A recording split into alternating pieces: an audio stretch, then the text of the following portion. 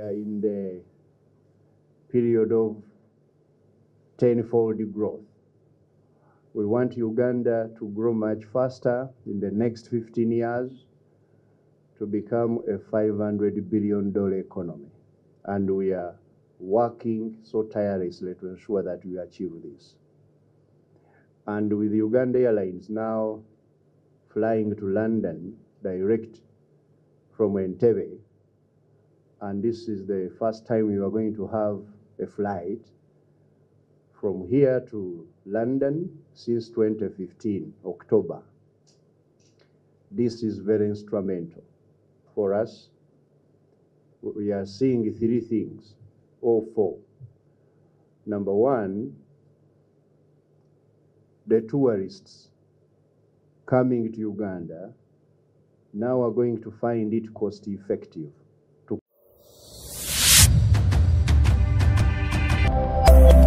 Eno ye Magala TV, okumanya we kutandikira.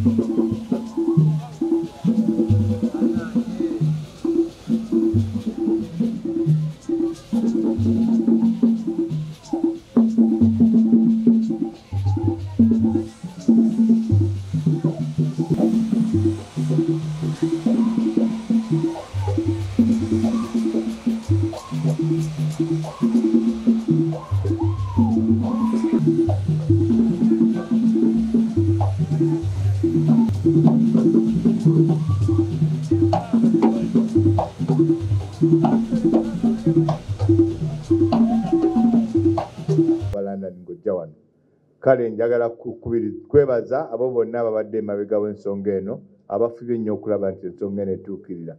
Nebaziza President olw'ekirooto kino kirungi kyateekawo. Nebaza Ministry ya Finance ssente zetuwa kubanga kyandibadde tekisoboka senga baali tebatadde musaayi. Nebaziza British High Commissioner kubanga nabo batuyambye nnyo okulaba nti tutuukiriza ebyo ebyetaagisa okutuuka e London.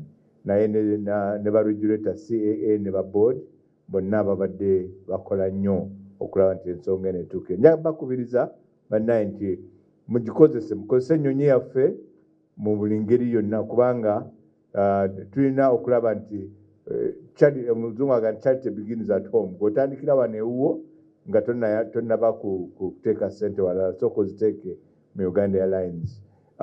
Ebbeeyi yaffe eri wansi. Jennifer tuli mu meka $720 kale ulira $720 no sawa mwenda mulamba ng'oli mu bbanga ne ku $720 kale lwakite era nsuubira okulaba abannayuganda bangi nga bagikozesa. Tugenda London tetugenda kusabiriza, tugenda kuleeta bantu, tugenda kunoonya ba investor. Kyekitwale London kunoonya ba investor. Tugenda kunoonya byakusuubulagana, tutunda ki, batuguza ki, ebyaffe bye tutunda bingi bye beetaaga. Bannayuganda tuve mu ngalo bunanyi. Abasajja baagala ebyokulya tebalina byakulya, baagala ebibala, baagala ovakkedo, baagala nanansi, baagala biki. Ate ennyonyi yaffe kati egiva wano butereevu olukeera wano okutuuka saa mwenda bw'oba olina pattern eri gwowereza ebintu ebyo aba bifunye. Kale bannaye tukozesa omukisa ogwo tugenda okulanga ebyobusuubuzi byeyongerayo ne bainvesita nga bajja wano basobola okuleeta wano ssente ate n'abalambuzi kubanga abazungu bangi abaagala okujja okulambula ku kkula lya Africa Uganda kubanga ffe tukyalina ensi ennungi eyeeyagaza n'olwekyo ebyo bitwala era tusuubira nti ennyonyi eno ejja kukola kinene nnyo okulaba nga tutuukiriza ebintu ebyo ebisatu.